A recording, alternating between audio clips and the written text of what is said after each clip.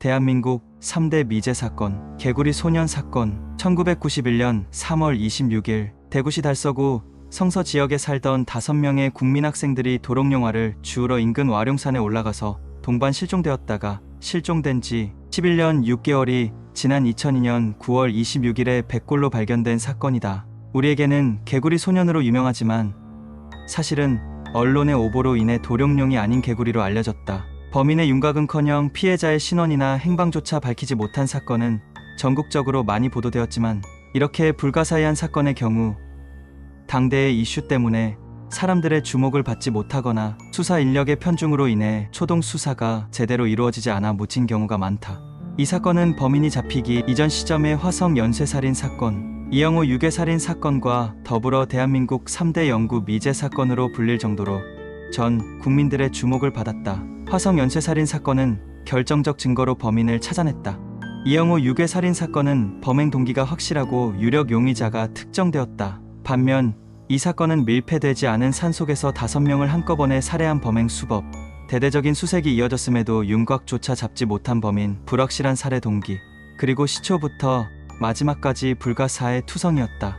때문에 대한민국에서 발생한 미제 사건 중 가장 의문점이 많은 사건이고, 사건이 일어난 당시의 기준으로 보더라도 하나에서부터 10가지 의문이 아닌 게 없다. 우선 사건이 일어난 장소가 마을 사람들이 모두 훤히 아는 인근 산이었다는 것과 흔적이나 범인의 정체, 살해 수법 등 모든 것이 수수께끼와 같고, 이렇게 5명이나 되는 초등학교 3에서 6학년 나이대의 남자아이들을 산에서 전부 살해하고 안매장하는 식의 사건은 국내에 막론하고 비슷한 유형의 살해조차 찾기 어렵다는 점 때문에 더욱 의혹이 들 수밖에 없는 사건이다. 사건 발생, 사건 당일인 1991년 3월 26일은 기초자치단체 의원을 뽑는 지방선거 날이었다. 아침 8시 무렵 성서국민학교에 재학 중이던 3에서 6학년 어린이 6명은 조호연 군의 집 근처에서 놀고 있었는데, 조 군의 집에 새를 들어 살고 있던 청년이 아이들에게 시끄러우니까 나가서 놀라라고 핀잔을 줬고, 이후 6명의 아이들은 분유 깡통과 막대기를 챙겨 들고 인근의 와룡산으로 향했다. 6명 가운데 김태룡 군은 같이 따라가려다가 위험하니 너무 멀리 가서 놀지 말라는 부모님의 말을 떠올렸고 아침밥도 먹을 겸 혼자 집으로 돌아갔다. 그리고 이 선택은 인생 최고의 선택이 되었고, 김태룡 군은 아이들 중 유일하게 화를 면한 생존자가 되었다. 조호연 군의 형 조무연 군은 자전거를 타고 와룡산 입구에 갔다가 아이들을 만났는데 도롱뇽 알을 찾으러 간다라는 말을 듣고 아이들과 헤어져 집으로 돌아왔다. 와룡산 기슭 마을에 살면서 시내에 나가 파출부 일을 하던 김순남 아주머니가 9시쯤 아이들을 목격했다고 한다. 김 아주머니는 일찌감치 투표를 마치려고 학교 쪽으로 내려오다가 와룡산 쪽으로 올라가는 5명의 아이들을 지나쳤다. 그때 아이들은 자기들끼리 2시간 안에 갔다 올 수 있을까 등의 얘기를 주고받고 있었다고 한다. 우철원 군과 같은 반 학생이었던 김경열 군과 이태석 군이 12시쯤 아이들을 와룡산 입구에서 봤다고 증언했다. 이들은 점심 먹기 직전 우철원 군이 아이들과 산 쪽으로 가길래 잠깐 동안 얘기를 나누었다고 한다. 같은 학교에 다니던 당시 초등학교 4학년이었던 함승훈 군은 아이들을 보지는 못했지만 중요한 증언을 남겼다. 와룡산 바로 밑 군인 아파트에서 살던 그는 이날 다른 무리의 동네 형들과 함께 도롱뇽 알을 찾으러 와룡산 계곡에 갔다가 형들과 떨어져 혼자 와룡산 중턱에 있는 무덤가 근처까지 올라갔는데, 그때 산 위쪽에서 10초쯤 간격으로 날카롭고 다급한 비명소리를 2차례 들었다. 이때가 점심 먹기 직전이었으니까 11시 30분쯤 되었을 것이라고 진술했다. 성인이 된 함씨는 SBS와의 인터뷰에서 2번 다시 듣고 싶지 않은 끔찍한 소리였다고 밝혔다.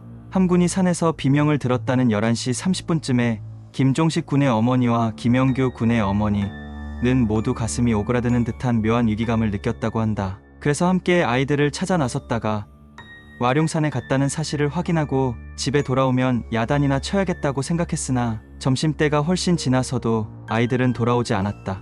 부모들은 18시쯤부터 와룡산 주변에서 아이들을 찾다가 19시 50분에 경찰에 실종 신고를 하였다. 경찰은 아이들이 와룡산에서 길을 잃었다고 보고 부모들과 함께 다음날 새벽 3시까지 산을 샅샅이 뒤졌으나 끝내 아이들을 찾지 못했다. 사건 당일인 1991년 3월 26일 서구 중리동에 위치했던 가축 도살장 인근 버스 정류장에서 아이들이 버스를 같이 타는 걸 목격했다는 여성의 제보가 있었으나 묵살되었다고 한다. 사건 경과 초기 경찰은 뚜렷한 근거도 없이 무작정 5명의 아이들이 가정보라로 가출을 하였고 앵벌이로 이용되었을 것이라는 엉뚱한 수사 방향을 정하는 실수를 저질렀다. 5명의 아이들이 모두 집안 사정이 부유하진 않았어도 별다른 문제 없이 화목했기 때문에 가출할 만한 사유가 없었으며 더구나 실종된 아이들 중 가장 연장자이던 우철원 군이 13세, 나머지는 거의 가 10대에 들어섰고 특히 막내인 김종식 군은 9살로 상식적으로 생각해도 이 나이대의 아이들이 집단 가출이란 엄청난 일을 벌이기엔 나이가 너무 어렸다. 이는 결과적으로 본격적인 수사를 늦추는 계기가 되어버렸다. 남은 유력한 가능성은 유괴 아니면 가출인데 딱히 유괴범으로부터 오는 협박 전화도 없었을 뿐더러 앵벌이 조직이 굳이 외딴 마을에 찾아와 아이들을 깡그리 납치해갈 가능성은 낮았다. 번잡한 도시에서야 아이 한 명이 갑자기 사라져도 눈에 잘 띄지 않을 수 있지만 사람이 얼마 살지 않던 시골 마을에서는 순식간에 마을 전체가 난리가 나기 때문이다. 당시 시골에는 골목대장의 말을 부모님의 말보다 더 듣는 아이들도 있었으니 초등학교 6학년 형님의 말이라면 아이들이 이끌려갈 수도 있기에 호기심에 타지에 놀러갔다가 범죄에 연루된 게 아니냐는 추측에 의거해 초기 수사 방향이 정해졌고 한적한 시골 마을에서 정체불명 살인마가 이를 저질렀을 것이라는 추측에는 누구도 그다지 비중을 두지 않았다. 그러다가 이 사건이 매스컴을 통해 전국에 알려지면서 5월 5일 노태우 대통령의 특별 지시로 군과 경찰이 총동원되어 개구리 소년들이 실종된 와룡산 주변은 물론 전국을 이 잡듯이 뒤졌다.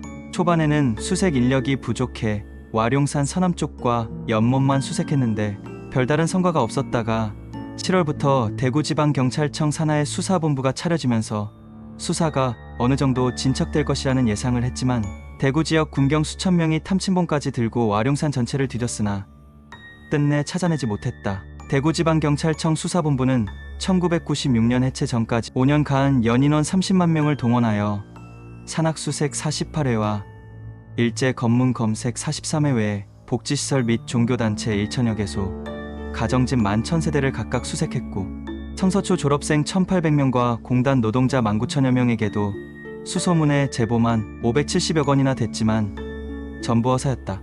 경북 구미에선 목격 제보가 들어왔고 부산에서 앵벌이로 커피를 팔거나 새우잡이배에 납치됐다는 등의 제보도 나왔으나 찾지 못했으며 사건이 워낙 유명해진 탓에 허위 제보도 잇따랐는데 아이들은 내가 데리고 있으니 돈을 내놓으라, 땡땡으로 찾아와라 같은 장난전화가 빗발쳤고 자기가 실종 어린이들 중 한 명이라는 장난전화를 하면서 부모를 놀리는 어린이들이 있는가 하면 정신이상 증세를 앓던 어린이가 내가 개구리 소년이라고 주장하고 때를 쓰며 난동을 부리거나 심지어 부모가 자녀에게 장난전화를 시키기도 하는 등 부모와 조사하던 경찰들을 허탈하게 하여 수사에 혼선이 생겼다. 그 밖에도 아이들이 혹시 마을 인근 저수지에 빠져 죽었을 가능성도 있어서 경찰들이 양수기를 동원해 저수지의 물을 죄다 빼내보기도 했고 전국 각지에 앵벌이하는 아이들도 조사했으며 심지어 외딴 섬이나 무인도에 아이들이 납치되었다는 유언비어도 퍼져서 경찰들이 그런 섬들까지 다 찾아다니는 등 이루 말할 수 없는 고생을 다했다. 가족들 역시 말할 수 없다. 다섯 아버지들은 직접 트럭을 마련해 함께 전국의 도시들을 돌아다니며 전단지를 나눠주고 다녔다. 다행히 국민들의 어떻게든 이 사건을 해결하려는 의지가 강했던 덕분에 각 기업들이 개구리 소년들을 찾기 위해 홍보에 진력했다.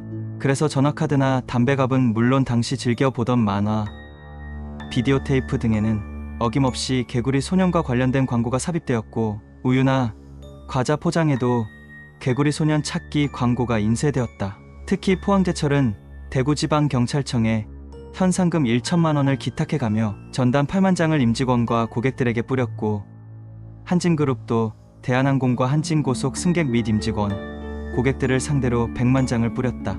럭키도 슈퍼타이 등 전 제품에 실종자들의 사진을 붙이는 등 다양한 기업들이 아이들을 찾기 위해 노력했다. 그러나 이러한 큰 관심에도 불구하고 아이들은 찾지 못했고 결국 영구 미제 사건으로 기록되었으며 생업을 포기한 채 전국을 돌며 자식들을 찾기 위해 안간힘을 쓴 부모들의 눈물겨운 노력도 허사가 되어갔다. 1993년 1월에 실종자 부모들이 김영삼 대통령 당선자에게 탄원서를 냈지만 9월에는 직접 수색을 포기했다.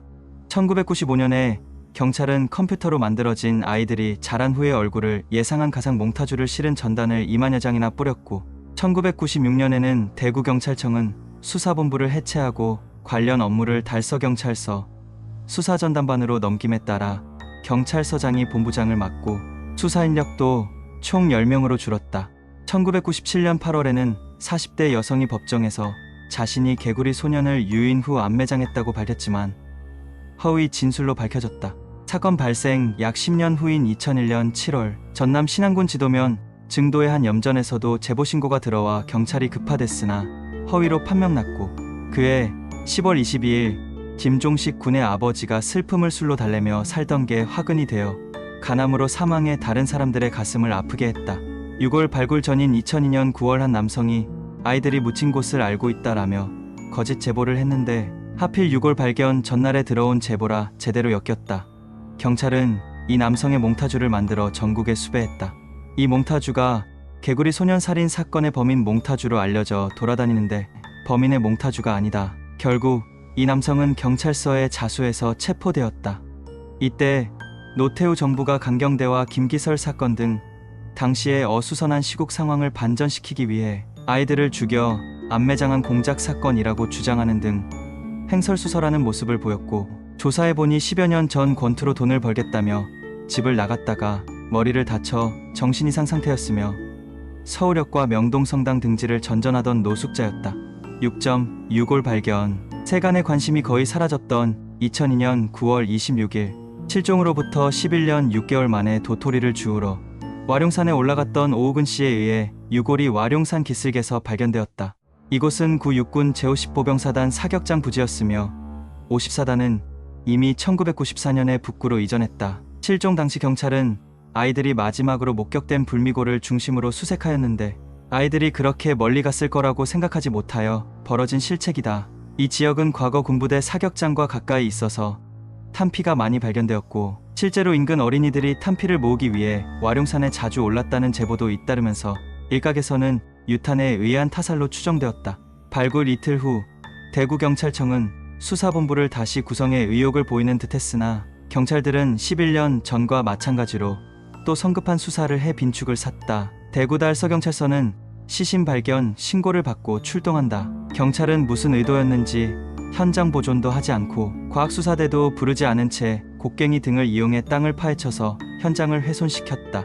또 정확한 부검도 현장 감식도 이루어지지 않은 상황에서 자신들이 파헤쳐낸 유골만 봤으면서도 상식적으로 봤을 때 타살 흔적은 거의 없는 것 같다. 거나 조난을 당했고 추위에 떨다가 저체온증으로 사망한 것이다 라고 주장해 거센 항의를 받기도 했다. 여기서 경찰은 사건 현장을 건드려서 크게 훼손시킨 것으로 드러났다.